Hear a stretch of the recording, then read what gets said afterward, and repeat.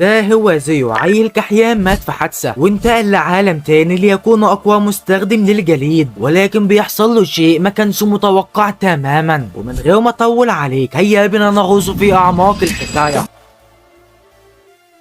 القصة بتبدأ ببطلنا زيو وهو عايم فوق السحاب، والملاك مايكل بيقول له ان هو مات في حادثة، ومايكل كمل وقال له ان هو هيتبعت لعالم تاني يقدر يعيش فيه بوحده. فزيو قال له ان هو عايز يعيش حياة هادية، ومايكل كمان قال له ان هو هيتبعت لعالم في حوالي 20% من البشر وبيقدروا يستخدموا التعويذات السحرية، وعنصره الاساسي هيكون المية، وكمان هيعيش في غابة جوندو وهناك هيلاقي مؤن فيه شهوان. لا وكمان في حاجز حوالين الغابة هيمنع الوحوش انها تعمل منه بفتاك. وبعد كده زيو صحى على صوت العصافير والشلالات وبيطلع من الغرفة بتاعته وبيلقى خنجر وكام كتاب على الترابيزة كده، وقبل ما يطلع اخد بصة سريعة كده على المكان وحاول يتحكم في المية بالسحر، واتأكد ان هو فعلا عنده قوة التحكم في المية. وبعدها جمع خشب وقعد يقرأ الكتب اللي الحاكم سابها له، وبعدين بدأ يتدرب على تعويذات المية. وبعدها حاول يولع نار بس فشل، فافتكر معلوماته عن الكيمياء وحاول يجمد المية ونجح، وعمل كريستال التلج ووجه بيها الشمس وقدر يولع النار. وبالليل قعد في حوض سخن كده وكان مبسوط بالانجاز اللي عمله، واكتشف ان هو يقدر يعمل ميه سخنه بنفس الطريقه اللي جمد بيها الميه، وكونه يقدر يستخدم السحر وكان مفوحه جدا. وتاني يوم افتكر ان معاه اكل يكفيه شهرين فقط لا غير، ولازم يصطاد قريب، ولكن هو مش بيكون معاه غير سكينه دبلانه، علشان كده لازم يتعلم تعويذات هجوميه كتير. وطلع يتدرب على تعويذه قوه الميه، بس بدلها واختار بدلها نافوره ميه قويه جدا، والنافوره كانت ضعيفه جدا في البدايه، لكنه بيفتكر كلام مايكل ان السحر بيقوى بالخيال، فبدأ يتخيل الشكل اللي عايزه، وكل ما هو السحر بيكون اقوى اكتر، ولحد اخر اليوم بقت النافوره اقوى بكتير. وتاني يوم بدأ يتدرب على عمايل التلج، وبرغم ان هو كان بطيء جدا قدر يعمل شظية تلج واحدة وحاول يطلقها على الشجرة، بس اتعلم بسرعة ان التحكم في التلج اصعب بكتير من التحكم في المية. بس بطلنا محبش يستسلم وكمل يتدرب لحد المغرب، وقدر يعمل اكتر من شظية تلج مع بعض، بس لسه بعيد عن ان هو يستخدمها كسلاح. وبعدها رجع لجوه ولاحظ ان هو بيحتاج ضوء الشمس علشان يولع النار. وفي الايام اللي بعدها فضل يتدرب لحد ما بقى يقدر يعمل شظايا تلج بكل سهوله. وبعدها عمل رمح عن طريق ان هو يربط السكينه في عصايه من البامب وخرج من الحاجز. واثناء ما كان ماشي في الغابه الكثيفه جمع كام حجر ناعم من النهر علشان يولع نار حتى بالليل. واثناء ما كان بيسن السكينه خنزير ظهر وبدا يهجم فجاه، ولكن في اخر لحظه زيو اتحرك من الطريق، بس الخطر لسه موجود لما هجم تاني، وزيو جمد الارض وخلاه يتزحلق. وبعدها عمل شظايا تلج كتير وخلص على الخنزير بكل سهوله. وبالليل بيقوى عن الوحوش في العالم ده، واكتشف ان فيه تنانين تقدر تدمر مدن كامله لوحدها، وكمان في وحش اسطوري اسمه اكوما، والكتاب بيقول ادعي انك ما تقابلهوش في حياتك. وتاني يوم زيو دخل الغابه علشان يلم شويه فواكه كده، لكن وعلى غفله طائر هجم عليه، ففضل يهجم عليه بالسحر. ولما الطائر هجم عليه زيو عمل درع علشان يدافع عن نفسه، لا وكمان اصابه في عينه اليمين، فالطائر هرب بسرعه. وبعد ما سابه زيو ضاع في الغابة وشاف مخلوق غريب اسمه دولهان. والكام يوم اللي بعدها زيو بعدها بيقابل مخلوقات مختلفة، وده بيحصل اثناء ما هو كان بيجمع اكل لنفسه، ومستواه في سحر المية بقى اعلى بكتير وبشكل ملحوظ. ولما بقى واثق في نفسه قال ان هو لازم يقاتل الدولهان اللي شافه عند النهر، بس هو ملوش اي فرصة قدامه لان هو كائن اسطوري بمعنى الكلمة. ولكن الدولهان طلع مسالم، فزيو قال ان هو هيقتله كل ليلة علشان يكون اقوى. والدولهان كمان اداله سيف مية وزيو خده وشكره. وبعد كام يوم قابل الطائر واللي قتله قبل كده، وبيبان ان هو اتطور جامد بعد المعركه اللي فاتت، ودخلوا في معركه قويه ضد بعض. وبعد قتال جامد زيو قدر ينهيه بالسيف الجديد، وهو بيموت زيو شكر ان هو خلاه اقوى قبل ما يخلص عليه باحترام. واثناء ما كان راجع قابل تنين بيكلموا بالتخاطب، والتنين ساله لو شاف طائر حوالين المكان، وزيو قال له ان هو لسه مخلص عليه من شويه. والتنين بص على السلاح وقال ان هو ملك للملك الجني وما بيدوش غير للناس اللي بيعجبوه. وزيو قعد يسال التنين عن العالم ده لحد ما جه المغرب وقال ان هو لازم يمشي. وقبل ما يطير التنين قال له ان هو اسمه لوين، وزيو اتصدم من اللقاء ده. وفي نفس الوقت مايكل كان بيدور في ملف زيو واكتشف ان هو عنده صفه مخفيه زي بنت كانت هنا من 10,000 سنه. وبالنسبه لزيو الصفه المخفيه اللي عنده هي الشباب الابدي. وفي يوم من الايام زيو لقى سفينه مكسوره وجثه موميه على الشاطئ، وكمان شاف راجل تاني بيتقلب من الوجع فبيساعده. واول ما الراجل فاق لبس هدومه وخرج بره، وزيو فجاه سلم عليه، والراجل الراجل اتفاجئ لان هو ما حسش بزيو خالص وعوف عن نفسه وقال ان هو اسمه ابيل، وشكر زيو لانه هو انقذ حياته. وزيو قال له ان هو كان الناجي الوحيد، بس ابيل قال له ما يزعلش على الباقيين لان هما كانوا مهوبين. واثناء ما هما بياكلوا سوا ابيل ساله هو ليه لابس هدوم شبه الشحاتين كده، وزيو قال له لان هو ما عندوش غيرهم وما فيش اي مدن او اسواق قريبه. فابيل فهم ان هو بيعتمد على الصيد علشان ياكل. وزيو بعدها هو سحر الميه، وابيل انبهر لانه هو ما كانش متوقع منه كده. وبعد الاكل زيو خد ابيل للشاطئ، وفي الطريق ابيل ساله لو ضاع منه العصايه السحريه بتاعته، وزيو قال له ان هو اصلا ما عندوش. فابيل افتكر ان هو مفلس او حاجه، فبيعرض عليه ان هو يمشي قدامه لان فيه وحوش حوالين المكان. وزيو سابه، ولما وصلوا للشاطئ لقى ان هو في حاجه سحبت كل الجثث. وابيل كان مبسوط ان زيو انقذه قبل ما يموت زيهم. وبعد ما قلبوا السفينه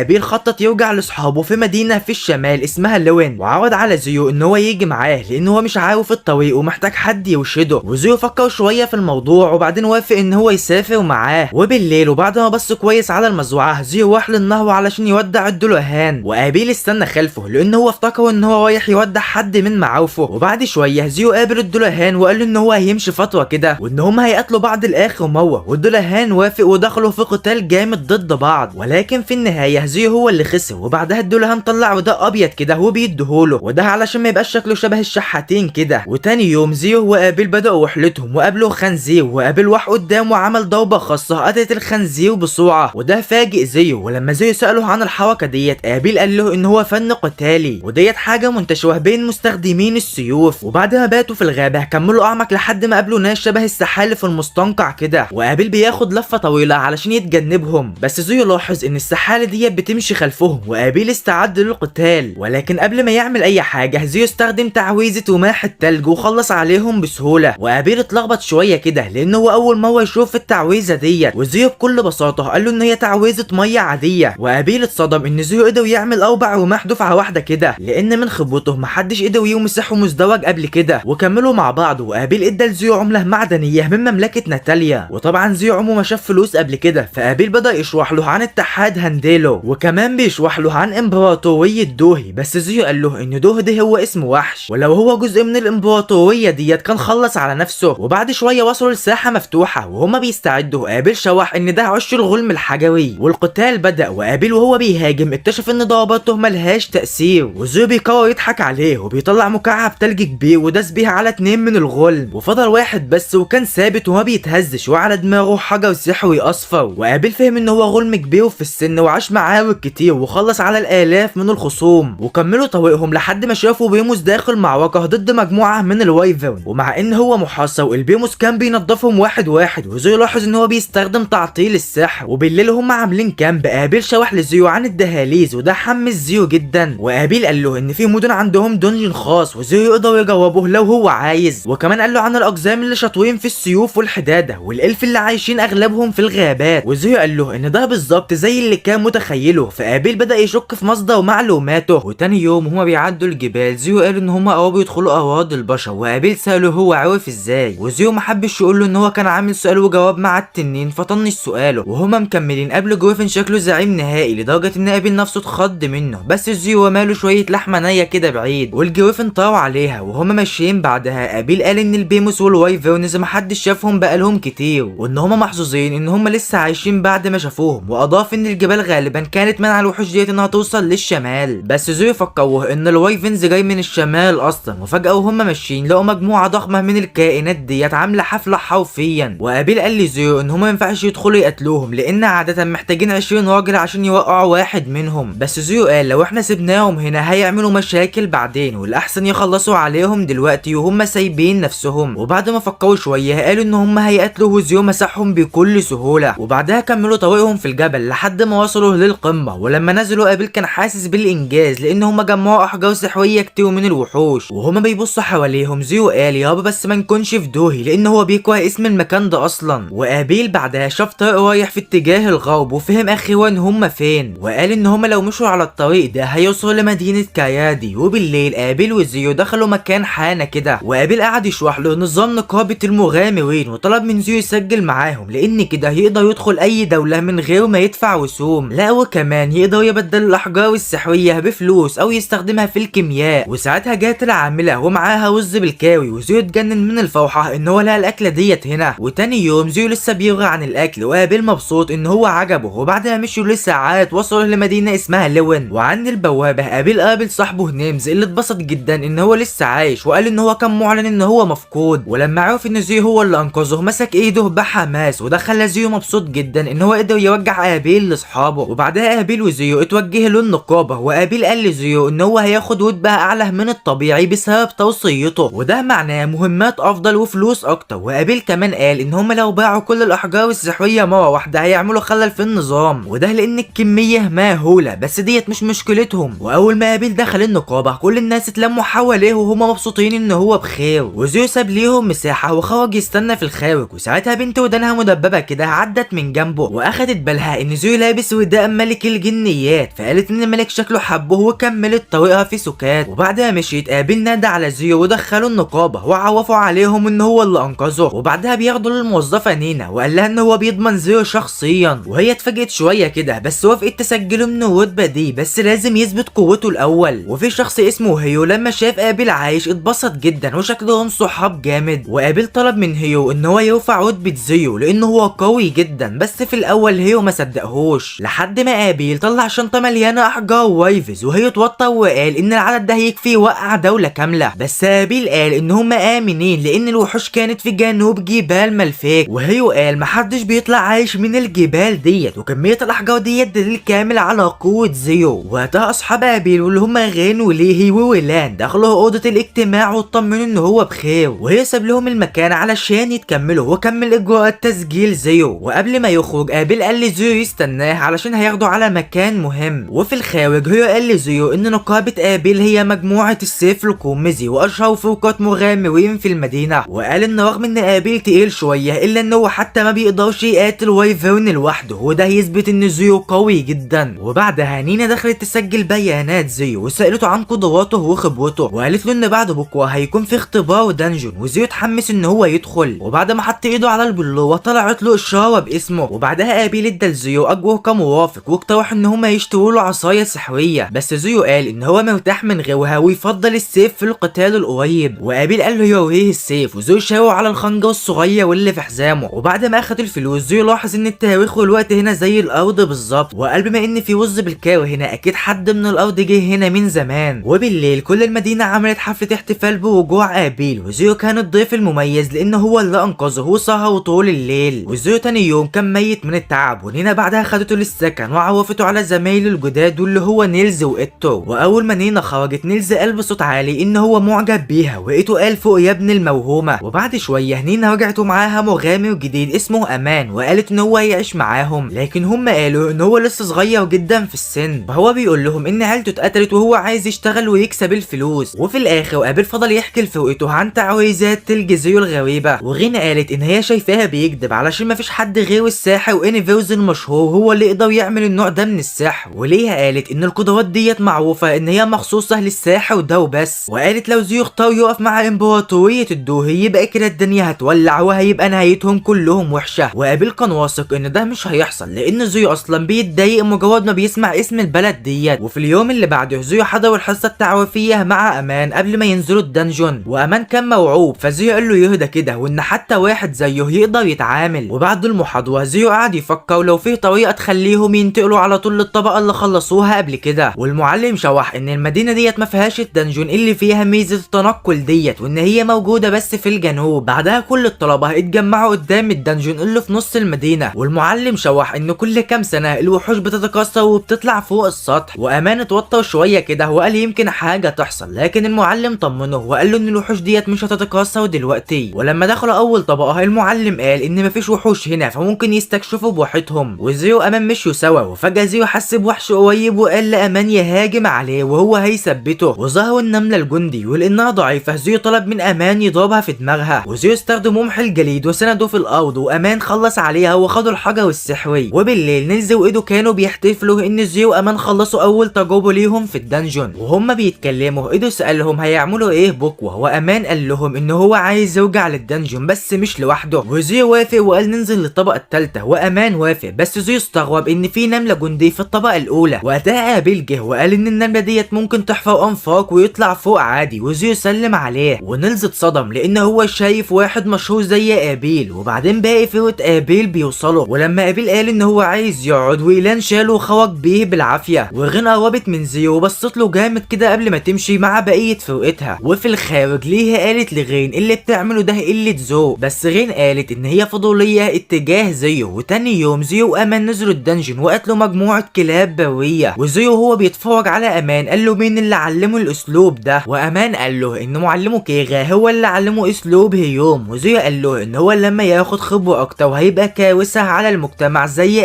ابيل. وامان قال ان هو كان فاكره ساحر بس لا ان هو بيعرف يلعب بالسيف كويس وان ده بيفاجئه. وامان كان عايز ينزل اكتر لكن زيو شاف ان هو تعبان وبيقول له مفيش مملكه بتتبنى في يوم وليله. وقبل ما يمشوا زيو قال له ان ابيل كان بيفضل يتدرب كل يوم الصبح وهم مسافرين ولازم هو كمان يعمل كده. وتاني يوم زيو ما ذهبش للدنجن وراح على المكتبه يقرا شويه كتب كده عن الكيمياء السحريه. وبعدين هو قاعد عند النافوره الدنيا كلها بقت ضلمه فجاه، وزيو بص فوق ولقى كسوف غريب وفجاه حس بهاله قويه جدا، وقبل ما يستوعب حد ضرب عليه نار وزيو امتص النار بعينيه وشاف بنت بقرون وديل ماشيه ناحيته. وزيو عمره ما حس بقوه زي ديت قبل كده وافتكر ان هي ممكن تكون اكوما، وعلى الرغم ان هو كان عايز يهرب عرف ان هو لازم يثبت غير كده. والبنت حاولت تطعن قلبه بس الضربه اتصدت بسبب الزي بتاع الملك الجني اللي زيو لابسه. ولما البنت شافت كده اهتمت اكتر وقررت تقتله بالسيف وبدات بينهم معركه نار يا صاحبي. وزيو بقى بيضرب بسرعه جنونيه والبنت كانت منبهره بيه لحد ما زيو قدر يأذيها برمح الجليد، لكن في ثواني البنت اتعافت ورمته جوه مبنى وزيو رد بسحر ومطر ميه مغليه والبنت بدات تصرخ لكنها برضه اتعافت بسرعه وقالت ان القتال كان ممتع جدا. بس خلاص وقتها كده خلص وقالت له ان اسمها ليونو. وزيو سالها لو هي اكوما وهي اتفاجئت ان هو يعرف نوعها وكانت بتتمنى ان هي تهزمه قبل ما يفوق، بس اعترفت ان هو قوي ومش هينهزم بسهوله وقالت له يعيش لحد ما ترجع علشان هي بس اللي من حقها تخلص عليه. وبعدها اختفت مع الكسوف، وبعد ما اختفت زيو اعترف ان هو كان هيموت لو هو مش لابس الزي وقرر يشتري كتب عن الاكوما وهو راجع. ولما رجع للسكن لقى زمايله بيتم التنمر عليهم فراح قدم العيال ديت وبعدين طلب من معالج اسمه ايدو يعالج جروحه، وايدو اتصدم من كميه الجروح اللي خدها وزمايله سالوه هو كان بيقاتل مين وزيو بيقول لهم هو ده وقته يا جدعان. دلوقتي بعد ما اكوما حطته في دماغها زيو بقى عارف ان هو ايامه ممكن تكون معدوده، بس حاليا كل اللي نفسه فيه هو حمام سخن وبس. وبعد كده امان نزل الدنجن مع نيلز وايدو، ولما قابلوا مات الجوبلين استغربوا جدا لان الوحوش ديت مش المفروض تكون في المكان ده، وبسبب ان المستويات اللي تحت ممكن تكون اخطر قرروا يوقفوا يرجعوا لحد هنا. وفعلا كلامهم كان صح لان كان في وحش خطير ومستنيهم يكملوا علشان يخلص عليهم. وفي الوقت ده زيو كان لسه بيفكر في ليونو وكان عارف ان هو حتى لو كان بسرعتها لسه محتاج تدريب اكتر، وبيحاول يدمج طريق الجليد مع دفعة ميه علشان يسوع نفسه بس فشل ذريع. وفي الناحية التانية غين كانت بتحاول تتعلم اكتر عن التعاويذ اللي زيو بيستخدمها من المكتبة، بس لما ملقتش اي حاجة عنها بدأت تعتقد ان زيو بيستخدم تعاويذ اصلية من اختراعه. وفجأة سارة جت وانضمت ليها وقالت لها ان هي لسه راجعة من مهمتها اللي كانت خارج لوين. وبعدها الشباب راحوا النقابة وقالوا ان هم قابلوا ومات الجوبلين في المستوى الخامس، وده بيخوف العاملة لان المفروض يكونوا في مستويات اقل، وشكوتهم جريت على مكتب هيو علشان تحذره. فهيو بيتوتر كده وبيسألها عن فرق الرتبة بي اللي موجودة في المدينة، فقالت له ان بس السيف القرمزي واللواء الابيض هم اللي موجودين، فطلب منها تستدعيهم حالا. وفعلا قابلوا فرقته وصلوا وهناك قابلوا شينا وقائد اللواء الابيض واللي بنعرف ان اسمه فيلبس. وبعد ما قعدوا هي شرح لهم الوضع وقال لهم لازم يستكشفوا الدنجن ويشوفوا لو في علامات على المد الكبير، وده هو الوقت اللي الوحوش بتتكاثر فيه وبتطلع فوق الارض، وحذرهم يتجنبوا بال باي تمن، ولو المد الكبير بدأ بالفعل لازم يهربوا ويستنوا التعليمات. وطبعا المهمة كانت ضرورية فالاتنين بيوافقوا وبيتقفل الدنجن على باقي المغامرين. وفي الوقت ده زيو قال لاصحابه ان هو ناوي يروح المكتبة الشمالية، فقالوا له ان هي فيها كتب محرمة ومش بيدخلها غير الناس اللي من رتبة بيه او فوق. وهو ماشي ميلز قال للكل يجازوا علشان الدنجن بس هما مش عارفين ان هو اتقفل. وزيو وصل للمكتبة وقابل سارة الا لقاها مزة من الاخر يا صاحبي. وفي الدنجن الفرقتين كونوا لواء كامل من المقاتلين، وقبل ما يدخلوا قابل حس بهالة قوية طالعة من البوابة وقال لغين تعمل تعويذة رياح علشان تستشعر بيها الوحوش. وفعلا اكتشفت ان في فوق ال100 وحش في الطبقة الاولى فقط، وده اكد ان المد الكبير بدأ. وهي امر اللواء يبلغوا الكل ويتقفل الباب، والمدينة بدأت تدخل في حالة فوضى، بينما زيو ولا في دماغه وقاعد في المكتبة بيحاول يقرب من سارة وبيدور على كتب الكيمياء مع انه اصلا بيدور يدوروا على معلومات عن الاكوما، وسارة ساعدته، ولما اتكلموا قالت له ان هي مغامرة من وود بهبي، وان هي من الالف ومن حزب اسمه هويند، وهي الوحيدة اللي فيه. وده غريب طبعا لان الالف عادة بيعيشوا في الغابات، وفي الوقت ده بوابات الدنجن اتقفلت والمغامرون اتحشدوا عند الاسوار علشان يتصدوا للمد الكبير. وبعد كام دقيقة الوحوش بدأت الهجوم، ومع وصول فوسان لوين الروح المعنوية خلاص ارتفعت، لكن عدد الوحوش كان مهول يا صاحبي. وهيو قال ان ديت اكبر موجة شافها في حياته، ومع ذلك البشر قتلوا كأنها اخر ليلة ليهم، وقدروا يخلصوا على الوحوش الضعيفة. وبعد ما خلصوا هيو طلب فتح البوابة، وطلب من الفرقتين يهاجموا جوه كفريق واحد، وفعلا قدروا يوقعوا شوية ساحرات جوبلين لحد ما 3 جنرالات جوبلين ضخمين ظهروا. وابيل وفيليبس مسكوا واحد منهم، وغيهال وشينا مسكوا التاني، وواحد منهم وقع بسرعة، لكن فجأة ضربة روح قوية قطعت الاتنين التانيين. والكل اتصدم لما ظهر ملك الجوبلين واقف عند المدخل، بس ما ضيعوش وقت وهجموا عليه. وابيل استخدم فن القتال بتاعه وخرم قلبه. غين عملت تعويذة مطر ورصاص علشان ينهوا عليه، وبيتعاونوا لحد ما قتلوه. فيليبس اتبهر بسرعة تخطيط ابيل، بس المجموعة ما كانتش واخدة بالها ان في تهديد تاني قرب منهم. وبعدها المغامرين احتفلوا، وهيو قعد يخلص ورق الفلوس، وساب الباحثين من العاصمة يدخلوا يفحصوا المكان. ولما زيو جه اتلخبط من اللي حاصل، وعرف ان ابيل هو اللي قاد الهجوم ضد ملك الجوبلين. وقتها غين وليهي وصلوا يدوروا على ابيل، وغين استغلت الفرصة تضغط على زيو وتسأله عن تعاويذ الجليد الغريبة. وزيو ما كانش يعرف اصلا ان هي فريدة، فرد عليها بطريقة لخبطتها اكتر. وبعد كده ابيل قال قدامها ان زيو حتى مش بيقول تعاويذ قبل ما يرمي السحر، وده صدمها جدا. وتاني يوم زيو عرف ان الدنجن مقفول شهر كامل وما فيش شغل متعلق بيه، واصحابه مش معاهم فلوس، فزيو عرض عليهم شغل في منجم نحاس واداهم مرتب محترم، فبيوافقوا طبعا. واثناء ما هو راجع لغرفته بص من الشباك وشاف فوسان بيتحوشوا ببنت، وفي شخص اسمه دان حاول ان هو يمنعهم، لكن الفوسان بيبهدلوه حرفيا لحد ما زيو خلى واحد منهم يتزحلق ويقع. لكن في اللحظه ديت فيليبس ظهر ووبخ الفوسان وفضحهم علشان اللي عملوه. وفي البدايه بيفتكروه واحد ملوش قيمه، لكن اول ما بيتكلم عن ارتباطه ببيت الهايلاين بيفلسعوا كلهم من الخوف. وطبعا هنعرف ايه هو بيت الهايلاين ده بعدين. ودان بياخد البنت وبيوجعها لعيلتها، وفيليبس بيشوف زيو واقف عند الشباك وبيشكره على مساعدته، وبيقول له ان ابيل قال له ان زيو كان ممكن يخلي موضوع العنوان ده اسهل بكتير، فعلشان كده فيليبس نفسه يجرب قوته يوم من الايام. وفي اللحظه ديت شانا بتناديه وبتقول له يجي معاها، فبيمشي بعدها بيشكره. وبالليل ابيل بيدخل وزيو بيتريق عليه علشان نازل يدور على شويه بسكوت، وابيل بيتكسف وبيقول له يوطي صوته، وده بيخلي زيو يتمادى اكتر. وبعد كده ابيل بيطلب مساعده زيو وبياخده على منطقه المتعه، وبيقول له ان في محقق يعرفه من زمان طلب مساعدته بخصوص شويه فوسان عاملين مشاكل. وفجاه زيو بيشوف ناس شكلهم غريب شويه كده، هو بيتتبعهم، والناس دولت بياخدوهم لمنطقه مقفوله وبينصبوا لهم كمين، بس زيو بيتعامل معاهم. وابيل بياخد اداه كيمياء كدليل، وبيشوف بطريقهم وبيكتشف ان هم من مدينه جليغ واللي هي عاصمه هاندليو. وفي نفس الوقت فيليبس وهو ماشي بيتفسح الفوسان المنحرفين بيمشوا وراه، وده علشان يعلموا عليه، لكن فجاه بيحسوا ان في هاله عظيمه خلفهم. وقبل ما يستوعبوا شانا بتظهر وبتخلص عليهم. وتاني يوم الباحثين بيجوا على النقابه وبيطلبوا طلبات غريبه زي قتل وحراس، وكمان بيطلبوا ان هم يدخلوا الزنزانه. وهو بيتضايق وبيقول لهم يشتروا اكل بنفسهم، ولو هو فتح الزنزانه ضد حد منهم هم المسؤولين. وبيقول لهم كمان ان هم يجيبوا حراس لنفسهم والنقابه مش هتديهم حاجه ببلاش. وبعد كده زيو بيروح بيت حفله ابيل وبيتصدم ببنت موعوبه بتطلب منه ياخدها للنقابه علشان معاها اخبار مهمه. وزيو بياخدها وبتقول له ان هي معاها جواب من البروفيسور هيلازيون، وفي الجواب ده البروفيسور بيطلب مساعده ابيل للباحثين. وابيل بيقلق شويه كده من فتح الزنزانه تاني، وبيشرح ان هو من كام سنه في فرقه من التصنيف ايه ترتيبها عالي وقائدها من وود بئس دخله وما وجعوش، وده لان اللي بيحصل جوه بعد الموجه العظيمه بيكون مجهول تماما. وزيو ما بيحبش يتدخل وبيمشي. وساعتها البنت بتقول ان اسمها ناتالي وهي من عائله سحرة الميه. وغين بتسال عن التعاويذ اللي بيطلقها زيو، فبتقول اول مره تسمع عنها. وابيل بيقول ان زيو خطير جدا وبيحذرهم ان هم ما يقربوش منه علشان هو يقدر يخلص عليهم كلهم بايد واحده. وبيوصي ناتالي ان هي لو مش لاقياهم تلجأ لزيو لان هو في صفهم. بعدها الفريق بيمشي مع الباحثين للزنزانه وبيقرروا يستكشفوا اول 3 طبقات بس. وبالليل زيو بيسلم لزمايله الفلوس بتاعه الخامات وبيدخل معاهم في كلام عن الزنزانه اللي لسه هتتفتح. وبعد 3 ايام من التفتيش في 7 طبقات فرقه ابيل ما بتلاقيش اي حاجه مهمه وبيقرروا ينزلوا اعمق جوه. وابيل بيلاحظ ان ناس الجامعه المركزيه وقائدهم اللي اسمه كليف زهقانين ومستعجلين علشان فاكرين ان الوحوش بتاعه الموجه الموجة العظيمة طلعت فوق المستوى 38. والصبح هيو بيجمع المغامرين وبيقول لهم اي فوقة من وود اقل من دي مش هتدخل الزنزانة وهيركزوا على جمع الاكل فقط. وزيو بيسأله عن الاحجار السحرية اللي خدوها من الموجة العظيمة وهيو بيقول له ان هي كانت باهتة. وفي الوقت ده كليف بيلاقي مدخل سوي وبيأمر الرجالة يجهزوا هنا وبيطلب منهم يقيسوا المانع اللي خلف الباب، واول ما بيقربوا بيختفوا كلهم وبيتنقلوا لمكان تاني. فكليف بيخلي جماعة يواقبوا وبيقول ان في الاول كان فاكر الوحوش جاية من الطبقة 38 او اعمق، بس دلوقتي شايف ان السبب الحقيقي البوابة الضخمة، وكمان فاكر ان هي فرصة ان هو يلاقي مصدر الموجة العظيمة ويستخدم الاستكشاف ده علشان يبقى رئيس القسم. وفي الجهة التانية شخص اسمه كريستوفر من مدرسة السحر وبيزور فريق التحليل وبيسألهم لو حصلت حاجة غريبة في الزنزانة ومحدش بيرد عليه، فبيقول لهم ان هو كان داخل الزنزانة مع جماعة من الناس وكلهم اختفوا قدامه. والفريق بيشرح له ان القوى اختفت من الطبقة العشرة وظهرت للحظة في الطبقة ال40، وبيقول ان اعمق حد وصل له هو الطبقة 38 ومعظم الفرق ما تقدرش تعدي الطبقة 30 اصلا. ولما نيب تسمع ان ابيل موجود تحت بتجري تدور على زيو. وفي الناحية التانية شخص اسمه نابي بلغ هيو عن اللي حصل وبيقول له ان كريستوفر عايز يقابله، وهيو بيبدأ يقلق على ابيل واللي معاه، وقبل ما يمشي بيقول لنا ما يقولش لحد عن اللي حصل. وبينما زيو رايح المكتبة يدور على كتب بيقابل سوا وبيقول لها بحماس ان هو عايز يشوف تاريخ الكسوف والموجات العظيمة، وسوا بتوافق تساعده. واثناء بحثهم بتسأله لو عايز يلاقي علاقة بين الحدثين، وزيو بيفكر ان الحدثين ليهم علاقة ببعض، وسوا بتكون مصدقة كده برضه لان هي شايفة ان الحدثين بيحصلوا دايما مع بعض، والاختلاف الوحيد بينهم ان المرة ديت ما كانش فيه كسوف كلي، هي كمان كانت بتدور في الموضوع قبل كده. فاستغربت ايه اللي خلاه يفكر في كده، لكن زيو ما كانش عايز يحكي لها ان هو كان بيحارب الاكوما، فبيغير كلامه وبيسألها ايه اللي بيحدد لون الحجر السحري. فسارة قالت له ان الوحوش الاكبر سنا بيكون عندها احجار اوضح واقوى، وزيو قال لها ان الاحجار اللي اتجمعت وقت الموجة العظيمة كانت باهتة. فسارة بدأت تشك ان الوحوش ديت كانت موجودة جديد، وزيو متأكد ان في حد اقوى استدعاهم. فسارة بدأت توريه سجلات الموجة العظيمة، وفي الزنزانة ارثر شايف ان هم اتنقلوا غصب عنهم وممكن يكونوا نزلوا لطبقات اعمق او مكان تاني خالص، وكمان لان اجهزة تسريع الزمن شغالة. فغيم بتسأل لو حد من الخارج هيعرف يساعدهم، وارثر بعدها بيسأل ويهايا لو لاحظت حاجة غريبة في الجو، فبتقول له ان المكان ده شبه مربع الضريح كده، وتعويذة سحرية ما بيعملهاش غير الكهنة المحترفين جدا، والتعويذة دي بتصد كل الهجمات والدفاعات. فابيل بيستنتج ان هم محبوسين جوه حاجز وبيطلب من غين ان هي تستكشف المكان، فبتشوف شوية بشر ومعاهم حوالي 50 كيان جديد قدامهم، وارثر بيفهم ان دولت رجالة كليف، فابيل بيقترح ان هم يروحوا يقابلوهم. وفي الناحية التانية خوف هيو بيزيد علشان هو ما عندوش مغامرين كفاية علشان يطهروا 40 طبقة من الزنزانة، وكريستوفر مش فاهم سبب الانتقال المفاجئ ده، وعلشان هو شايف ان الموضوع ده ممكن يتعاد من تاني بيقرر هو يغامر برجالته وينزل تحت، وهيو بيوافق وبيدعو ان الامور تمشي تمام. لكن كليف ورجالته بيتصفوا واحد واحد على ايد الوحوش الغريبة وحاولوا يعملوا حواجز دفاع بس ما لهاش لازمة، والوحوش بتقلل عددهم بسرعة، ولما بيقربوا منهم كليف بيفتكروا ان هو شافهم في كتاب قبل كده وبيقول عليهم ان هم الشياطين والمعركة لسه شغالة.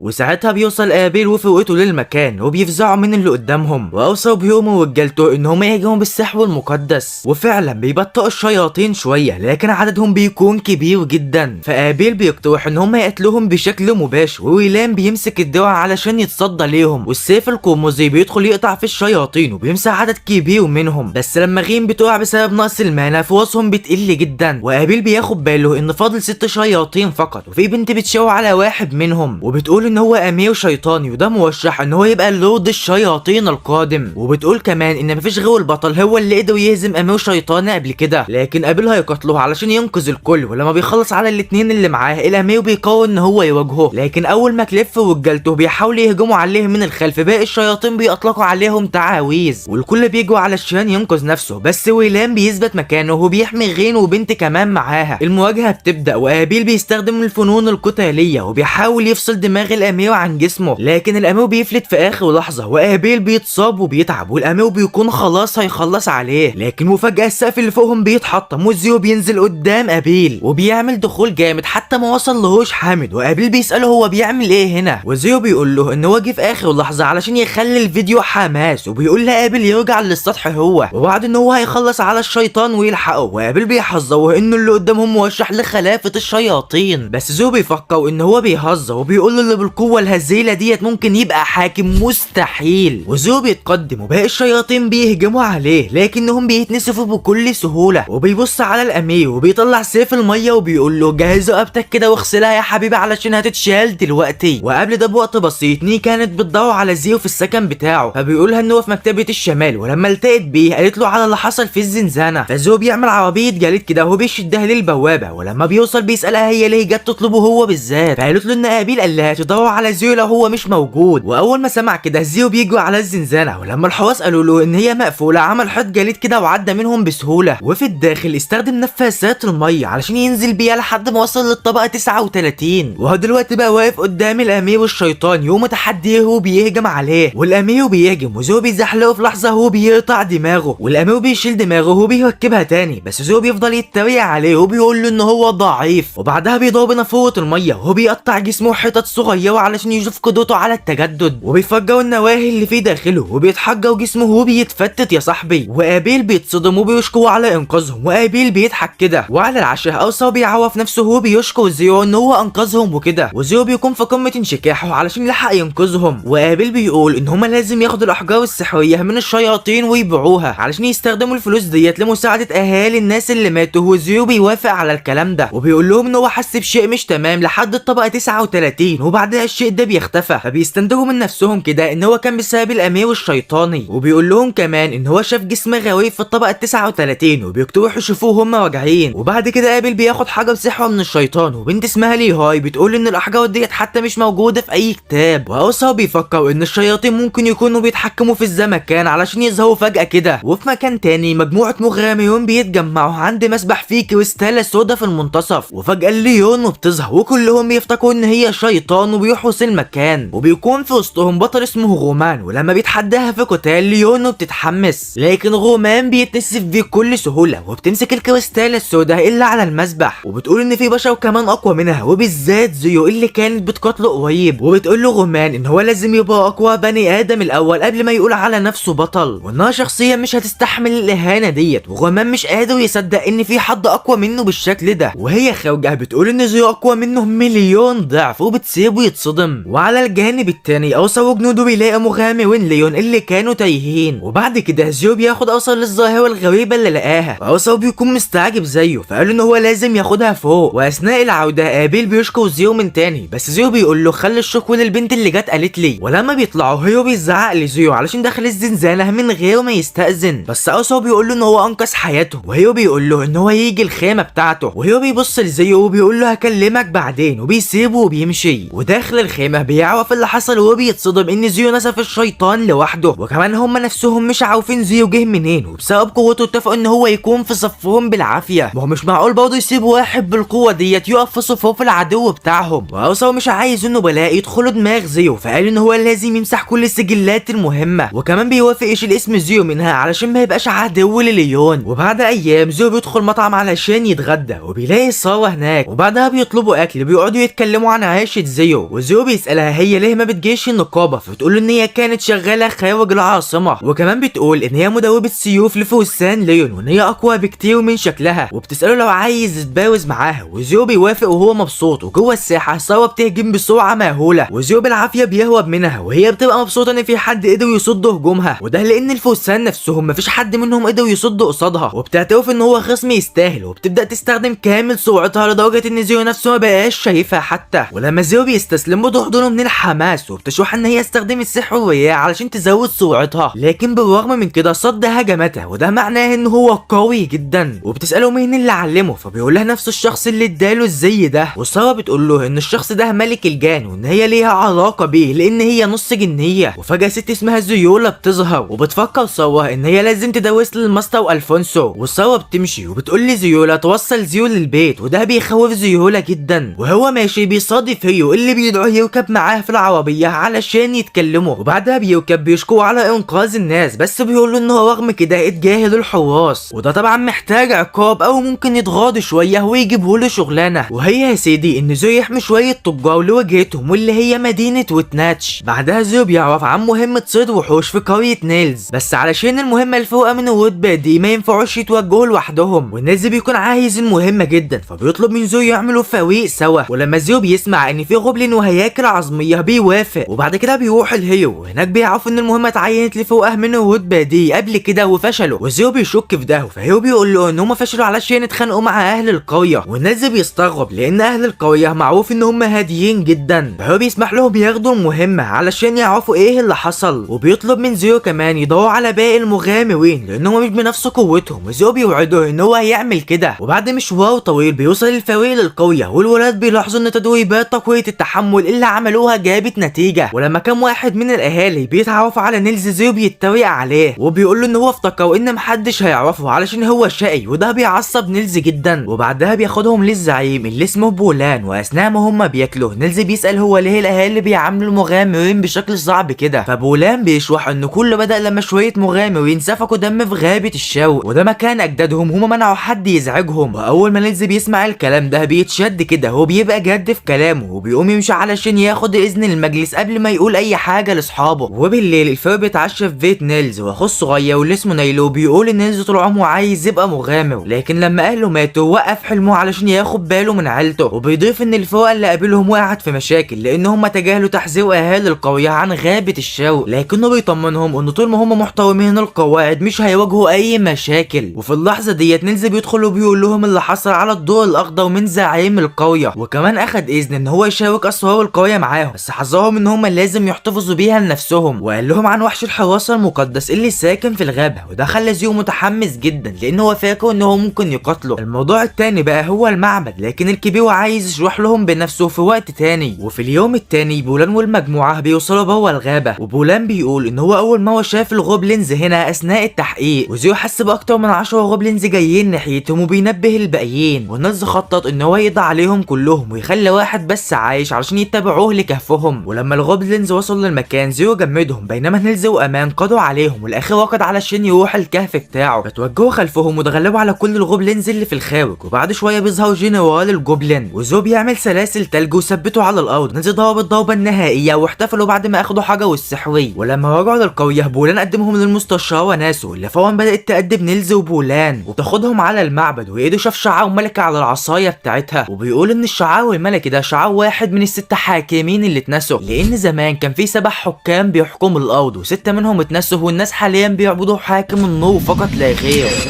وتوحط لهم ان على عكس متبعي النور واللي بيعتمدوا على التعويذات الشفائيه، متبعي حاكمه الارض بيقدروا يلعبوا بالتعاويذ بسهوله. وبعدها وقفوا خارج المعبد وناس طلعت الحارس اللي اسمه فيمز، وده بيعطل خطط زيرو، والحارس قدم نفسه لزيرو، وده فاجئ ناسه لان اول مره يحصل كده. ولما شخص اسمه كوين ذكر ان هو مرتبط بالجنيات، زيرو استنتج ان هو ممكن يكون عنده سمه مخفيه بتخليه جذاب للجنيات او حاجه شبه كده. وفيمز شرح ان حوالي 30 هيكل عظمي بيحوسوا المعبد وختم واحد كبير جوه الباب، وبما ان ده قوي جدا طلب من زو يقضي على الباقيين قبل ما يقتلوا الكبير. وفي الداخل بيستخدموا السحر المقدس علشان يحذفوا الهياكل الصغيره ويركزوا على الهيكل الكبير، والهيكل الكبير بيظهر وزو بيعمل ارضيه ثلجيه وبيزحلقه، وده خلاه يقوم ويقع مرارا وتكرارا. وهو واقع امان ونيلز قضوا على الوحش قبل ما ناسو وبولان يدخلوا المعبد اصلا. وفي الداخل ناسو شوحت ان كاهنتهم كانت بتتكلم عن جوهره مشعه في المعبد اللي في الاخر ظلت مظلمه واتكسرت بالكامل، وهي استنتجت ان الجوهره ديت كانت مصدر طاقه بيستدعي الوحوش، فاستعملت سحر السقف لحمايه المكان. بعد كده الفريق رجع مكانه وبيتكلم عن انهم هيضطروا يستاجروا مكان لنفسهم قريب. ونيلز سال اذا حد منهم عايز ينضموا، الكل وافق ما عدا زيرو اللي قال ان هو محتاج وقت يفكر. وفي الوقت ده هيو طلب من ابيل يحضر مهرجان كده مكانه، وابيل بيوافق. وفي مكان تاني الساحر الشهير اللي اسمه نيزان كان بيدرب الجنود، وفي بنت بتيجي وبتقول ان هي والساحر هيسافروا علشان يحضروا المهرجان. وبعد كده زيرو وفريقه خدوا مهمه متابعه، ونيلز قال ان هو يسمي الفريق بتاعهم 10، ومع انهم كانوا مش عاجبهم الاسم كانوا متحمسين لاول مهمه ليهم كفريق. وزيرو سالهم هما ليه مضطرين يقعدوا في المدينه 9 ايام بحالهم، ونيلز شرح ان ده علشان مهرجان البوت بتاع وايت ناش قوى بيبدا. وبعد شويه وصلوا البوت، وبما انهم فاضيين 9 ايام بيقوا يستكشفوا المكان. وفي الليل ده امير امبراطوريه دوهي والاميره فيونا حضروا حفل للنبلاء. فيونا كانت تعبانه لان هي ما كانتش اجتماعيه قوي، ومكانها في مكتب القائد او في ساحه راحت المعركة، وكمان كانت متعجبة ازاي اخوها ماسك كل ده وهو اكبر منها ب3 سنين فقط. بس المساعدة بتطمنها وقالت لها ان هي عندها موهبتها الخاصة، واكدت ده لما اشارت لقدراتها بالسيف. وبعدها زيرو والفريق شافوا ابيل وفيونا قاعدين مع بعض في قسم الضيوف الخاص، وليها كشفت ان هي طلب من ابيل يكون بديل مكانه. ودلوقتي ابيل بقى جامد قوي ومش عايز يقعد معاهم، وغير لحظة درع السحر والرياح القوي اللي بيحمي الضيوف المهمين. وبتكشف ان عيلة وايت ناش عندها كنز مخفي يقدر يتحكم في الهواء، وليه اعتقدت ان هو مش اكفأ حاجة من ناحية المانا، والاجواءات الاضافية ديت موجودة لضمان سلامة الكل. وغين كمان قالت ان فيونا قائدة في قسم السحر الامبراطوري، فالساحر مساعدها لازم يكون موجود كمان. واحدة منهم بتقول ان الراجل ده اتقال ان هو احرق 1000 جندي ملكي بضربة واحدة بس. لا والجنون كمان ان هما بيقولوا ان هو خلص على مدينة كاملة لوحده، ومع ان الكلام ده مش مؤكد بنسبة 100% نصيحتهم يبعدوا عنه. بعد كده ليه سابت الباقيين ومشيت، وبعدها على طول زيرو كان هيتصادم مع باون بس اتفاداه بسرعة. وبعد ما اعتذر باون قابل مساعده التاني اللي اسمه يوجين، وفي الوقت ده قابل الامير كوناد وقال له ان هو شاف فيونا قبل كده، وسأله اذا كان باون هو كمان جه، لكن كوناد رفض يناقش شؤون البلد معاه وسابه ومشى. بعد شوية باون ويوجين رجعوا معاهم سناك وذكروا مقابلتهم لزيرو، وباون لاحظ ان رغم ان هو لابس زي الساحر لكنه هو اعلى من كده بكتير. وفي نفس الوقت الفريق ان بيلعبوا لعبة الرماية وكانوا وحشين لدرجة ان ابيل بيضحك عليهم، وزيرو بيصر ان هو يجاوب بنفسه، وابيل وافق وكان متردد لان سلاحه الرئيسي هو السيف. وبعد ما اطلق على الهدف بالظبط فرقتهم وصلت وليه كلمته بنبرة ساخرة، وغين همست للباقيين ان ابيل كان عنده خطط مع ليه النهارده لكنه نسى، فدلوقتي هي متضايقة. وفي مدينة لوين سوا كانت بتدور على زيرو لان يحقق التقدم في اللي كانوا بيدرسوه، بس نها قالت لها ان هو في مهمة هو هيبقى غايب شوية كده، وده احزنها جدا. وفي الوقت ده زيرو وايدو كانوا بيتفرجوا على نيلز وبلطجي دان بيتخانقوا اثناء سباق كده، وساعتها زيرو لاحظ بنت اسمها ساشا كاهنة زي ايدو، ويبدو ان هي انضمت لفريق دان. ولما السباق بدأ فيونا استغربت هم ليه المغامرون عندهم تصنيف منفصل، وماوي قالت ده علشان يقدروا يهجموا على بعض اثناء السباق. وهي حاولت تسأل باون اذا كانوا يقدروا ياكلوا اثناء التدريب لكنه رفض على طول، وذكرها ان الساحة ديت للقتال مش للاكل. ولما بدأوا السباق نيلز ودان كانوا بيتخانقوا بدل ما يتسابقوا، وده خلاهم يبقوا في الاخر، ومع كل ده خدوا كأس على ادائهم لكن ما اتفقوش مين هياخده. وبعد شوية المجموعة قابلوا هيو اللي هواهم موكب شغالة بالسحر والكيمياء. وبعد كده ايدو قال ان هو عايز يدعم المجموعة من بعيد، فاخدوه محل علشان يشتروا كوس كده. وفي نفس الوقت هيو مش عشان يهتم بشغله مهم، وقابل اضطر ياخد مكانه هناك، وقابل العيلة الملكية بسرعة وحس بعد ما ارتياح كده من غير سيفه، رغم ان هو واثق ان الحاجز هيحميه. ثواني بعد كده الحاجز وقع والقصر بيتهاجم من مجموعة مجهولة، وبنرجع فلاش باك ولد اسمه صغير واسمه اوسكار بيساعد صانع سيوف محترف في صنع الاسلحة، وبيجاوب لكن تعب بعد كام ضربة بس. ومع ده خلاه يحترم الصانع اكتر لانه هو كان شغال طول اليوم. وبيرجع البيت ويشوف ابوه سيناي بيقطع حطب كده ودخل يولع المدفأة بالسحر. وتاني يوم اوسكار ومعاه شخص ذهبوا لصانع السيوف علشان ياخدوا الاسلحة، والراجل بيدي لاوسكار سيف نور كهدية، واوسكار خد السيف وهو مبسوط وبيشكر الراجل على الهدية. وبعد كده اوسكار انضم للسكان في الصيد، وكل الناس كانت مبسوطة ان هو ساهم رغم سنه الصغير. وبالليل كانوا بيحتفلوا بالصيد بتاعهم، لكن بنت اسمها سنة اكتشفت ان حوالي 50 قاطع طريق اتشافوا قريب من القرية، واكيد يعني ناويين يهاجموها، لكن سيمبي ومجموعته قال ان هم هيتصدوا ليهم. وكام يوم بعد كده القتلة اتجمعوا خارج القرية، لكن السكان كانوا جاهزين لنصب كمين. ولما المعركة بدأت سيمبي طلب من اوسكار يرجع البيت ويحمي والدته وسط الفوضى، وقاطع طريق اسمه كان دخل القرية وفتح الباب وده خلى كل مجموعته يدخلوا. واحد القتلة بيدخل بيت عشوائي كده وبيلاقي اوسكار هناك، ولما امه حاولت تحميه اتقتلت، واوسكار استخدم سحر النار علشان يدافع عن نفسه لكنه كان ضعيف قدام القاتل. وسيناي بيركض عشان يحمي ابنه لكنه لما شاف مراته ماتت فقد السيطرة ومات هو كمان. وقبل ما كان يخلص على اوسكار قاطع طريق تاني اسمه بو قال له لازم يرجعوا دلوقتي علشان ريحة الدم بتجذب الذئاب. وبعد شوية الذئاب دخلت من الامام وبدأت تاكل السكان، وصانع السيوف ذهب لبيت سيناي علشان يقول له، لكنه لما شاف ان سيناي ومراته ماتوا قال له اوسكار يهرب علشان والديه كانوا عايزينه يعيش. وفي الوقت ده الذئاب اتجمعت حوالين البيت وقال له يجوا للنهر وهو هيقتله وهيعطلهم. وفي مجموعة من الذئاب بيحدفوه في النهر وبيصحى وبيلاقي نفسه نايم كده، وشخص اسمه لوكا كان قاعد جنبه، والشخص ده بيطمن اوسكار ان هو امن، واوسكار بيعيط من كتر الالم لفقدانه جميع احبته. ولوكا كمان قال له ان شعره الاحمر معناه ان هو مبارك من اله النار، فبيقول له ان هو هيعيش معاه وهيعلمه وهيدربه. وسنين بعد كده هو قصر لوكا اتهاجم، ولما اوسكار حاول يقاتل المهاجمين انهزم بكل سهولة. بسهوله وشاف وجوه القتله وفهم ان ده نفس الشخص اللي قتل اهله قبل كده. وبعد ما خسر عيلته تاني اوسكا اتمشى في الغابه وهو حزين وحلف ان هو ينتقم من اللي دمروا حياته. والنهارده اوسكا بقى في مأزق وهو مع ماوي ويوجين اللي طلبوا منه ياكل معاهم. هو بيرفض لان هو شايف ان التحرك وهو جعان اسهل بكتير. وماوي اكدت له ان المكان خلف الزجاج امن لكن باون لسه واخد حذره. وفي الوقت ده القصر مولع وفيونا شافت كوناد مستلقى على صخره وهو مصاب واستخدمت سحرها علشان تعالجه. لكن كوناد طلب منها تحفظ المانا بتاعتها. وبعد كده شافت كشك قريب وطلبت من كوناد ينتقل لحد هناك. ولما وصلوا كوناد قال لها تتواصل مع باون لكنها اترددت لان هي كده هتكشف مكانهم. وكوناد اصروا ان هم ما عندهمش اختيار فبتبعت اشاره في السماء والقتله على طول عرفوا مكانهم. فكوناد وفيونا استعدوا للمعركه واشتغلوا مع بعض علشان يهزموا القتله. لكن لما كوناد سمعت تعويذه حذروا فيونا ترفع الدرع بتاعها ورفعت الدرع في الوقت المناسب وتجنبت موجه من الرصاص. وبعد كده فيونا حست بحاجه تحت رجلين كوناد ودفعته بعيد قبل ما الانفجار يطرحوا في الهواء. ولما اوسكار وصل للمكان المتدمر وسمع الانفجار وشاف فيونا بتطير في الهواء وده بيفكروا بكل اللي عدى بيه. وخارج المكان الفرق 10 كانوا واقفين لما فجاه لاحظوا الانفجار. وفي الدخان نيلز شاف فيونا بتقع فبيتحرك بسرعه وبيمسكها في حضنه. والقتله حاولوا يخلصوا عليها لكن امان ويلز نجحوا ان هم يهزموا القتله. وهم محتاجين يعملوا ايه بعد كده؟ اوسكار وصل وهو غضبان وقال لهم يبعدوا عنها. وبدا اوسكار يهجم على طول ولما ايو حاول يصد بدا يتقيأ دمه وامرهم يسيبوا فيونا لكن هم فاكرينه العدو وبيرفضوا. واوسكار هاجم تاني علشان يقتلهم لكن هجماته اتصدت بحائط تليج. وزيو ظهر على طول وهو غضبان جدا لما شاف اصحابه مصابين لكن اوسكار مش فارقه معاه وهجم تاني لكن زيو وقفه. واوسكار بعدها بعت كذا قوه نار على زيو لكن كل الهجمات اتصدت بسهوله. وزيو بعدها بعت 10 شظايا الجليد عليه وابتدوا يقاتلوا ضد بعض في معركه ملحميه. وساعتها ابيل ظهر وقال لهم يبطلوا القتال. وزيو قال ان هو يخلص على اوسكار علشان يتعوض لاصحابه لكن ابيل طلب منه ان هو يحل الموضوع بالكلام وشرح لهم ان الجماعه مالهمش علاقه بالهجوم. لكن زيو رفض يوقف لحد ما ينتقم من اللي حصل لاصحابه. ولما زيو قال ان هو مش فارق معاه الامير برضه اوسكار بعت مطر من النار يحرق كل حاجه لكن زيو سخر منه باستخدام نفاثات الميه. وزيو قال ان هو يخلص على اوسكار لكن ابيل قال لهم ان قتالهم ممكن يسبب حرب دمويه. وقال له اوسكار ان هو جاي باسمه كوناد علشان يضمن سلامه الاميره. وبعدين بيلتفت لزيو وطلب منه يوقف. وزيو قال اذا كان هيحس نفس الشعور ولو ليه اتأذى. وابيل قال له ايوه لان هي مش هتحب الحرب. وزيو ما سمعش وهاجم تاني لكن ابيل وقف قدامه. وزيو اخيرا فهم ان هو بيكون غير منطقي رغم ان هو لسه غضبان وافق يمشي وبيسيب ابيل واوسكار يهتموا بفيونا. وتاني يوم كل اصحابه اتحسنوا وزيو حس بالراحه ان هو شايفهم كويسين. وساعتها ابيل ظهر واشتكى ان هو اضطر يشوح كتير بعد اللي زيو عمله لكن لحسن الحظ مفيش حد منهم هيتعاقب على تصرفاته. وشوح كل حاجه للاميره وهي فهمت الموضوع كله. واوسكار اعتذر وده فوحهم. وبعكس كده في ناس كتير ماتوا في الهجوم وابيل شايف ان ده هيخلي الامور معقده. وزيو سأل ابيل ليه ما تدخلش اثناء الهجوم. وابيل شوح ان هو كان في مبنى تاني بيتابع شغل لما الهجوم بدا. وكمان بلغ المجموعه ان الاميره عايزه تشكرهم على انقاذ حياتها وجهزت لهم مكافاه كبيره وده بيفوحهم اكتر. ولما زيو اكتشف ان هو مش هياخد اي هديه تجاهل وقال ان هو فعليا ما عملش كتير غير ان هو قاتل ساحر نار ضعيف. لكن ابيل صحح له وقال له ان الخصم الضعيف ده كان فعليا الساحر الشهير. وبعد كده المجموعه ارتاحوا ان اول مهمه ليهم خلصت بس زيو فكرهم ان المهمه لسه ما خلصتش فعليا وهتخلص طبعا لما يوصلوا بيوتهم امنين. وفي مدينه ليون سوا كانت مستنيه وجوع زيو بفارغ الصبر وفجاه بتكتشف كده قد ايه هو مهم فعلا. ورغم ان هم ما يعرفوش بعض غير من كام اسبوع علشان كانت زعلانه قررت تروح مطعم الكاوي المفضل عندها. ولقيت زيو هناك واتبسطت على طول لما شافته. وبعد ما اتعشوا سوا جابته للارشيف الممنوع هناك وبتوريله شويه مستندات سريه كده عن الكيمياء. وزيو بينسخها وبيقول ان هي دايما في المكتبه وتسائل ازاي بتدفع رسوم الدخول. وسوا بتشرح له ان هي مش مضطره تدفع لان هي بتشتغل عند اللورد اصلا. واعترفت ان هي كانت بتدفع في البدايه لكن لما اللورد عرف ان هي الشخص الوحيد اللي بيزور المكتبه اعفاها من الرسوم. وكمان قالت ان بفضل اللورد قدرت تجيب زيو هنا لانه لولا كان هيكلف ثروه كبيره. بعد كده قالت ان هي عايزه زيو قابل ناسخ. وزيو بيكون شاود بالتفكير وكده هي ليه مش عايشه في الغابه. وسوا فهمت صمته غلط وقالت ان هي عندها 200 سنه. وزيو قال لها على طول ان هي لسه جميله رغم سنها وده خلى وشها يحمر بعد كده. وبتوديه للناسخ وهناك قابله ابيل اللي اتفاجئ لما شافهم مع بعض. ولما سالهم هم ليه هنا زيو قال له ان سوا تبقى معلمته وده خلى سوا تضحك. وابيل اضطر يمشي بسرعه وزيو قال له ان هو يلتقوا بعدين لان هو عايز يتكلم مع ابيل وبيمشي. وسوا حست بالغيره لان زيو بيتكلم مع ابيل على وحده بينما رسمي معاها وكانت نفسها يعملها اكتر كصديقه. ولما قال لهم ان هم اصدقاء ابتسمت. وبعد كده زيو قابل ابيل وذكره بالوعد اللي قطعوه اثناء حرب المد البحري الكبير. وبما ان ابيل نسيه تماما زيو قال له ان هو هيبدله بحاجه تانية، وقال بما ان زملائه هيخرجوا من السكن عايز يعيش لوحده في بيت بفناء كبير، وطلب من ابيل يساعده ان هو يلاقي مكان كويس، وده كان حلمه في قصر نبيل كبير. وزيو خد ابيل لوكيل عقارات اللي قال له ان هو ما عندوش المكان الاجتماعيه علشان يشتري قصر، لكن يقدر يعرض له بيت يناسب احتياجاته. وزيو راح يتفقد البيت ده ولان هو في حاله ممتازه فبيقول ان هو هيشتريه. وفي نفس الوقت الملاك اللي كان نقل زيو للعالم ده لاحظ ان زيو اخيرا قاتل الساحر، وبيكون قصده على الساحر انفينو، وبيقول ان اللقاء الجاي هيكون اصعب. وكمان افتكروا امنيه زيو في حياه هادئه وبطيئه، لكنه عارف ان المستقبل ده اخر حاجه زيو هيوصل لها. وهنا بينتهي الانمي. وقبل ما تطلع من الفيديو ما تنساش تصلي على النبي محمد عليه افضل الصلاه والتسليم، وتنزل تعمل لايك واشتراك وتكتب كومنت حلو زيك كده. ويلا سلام.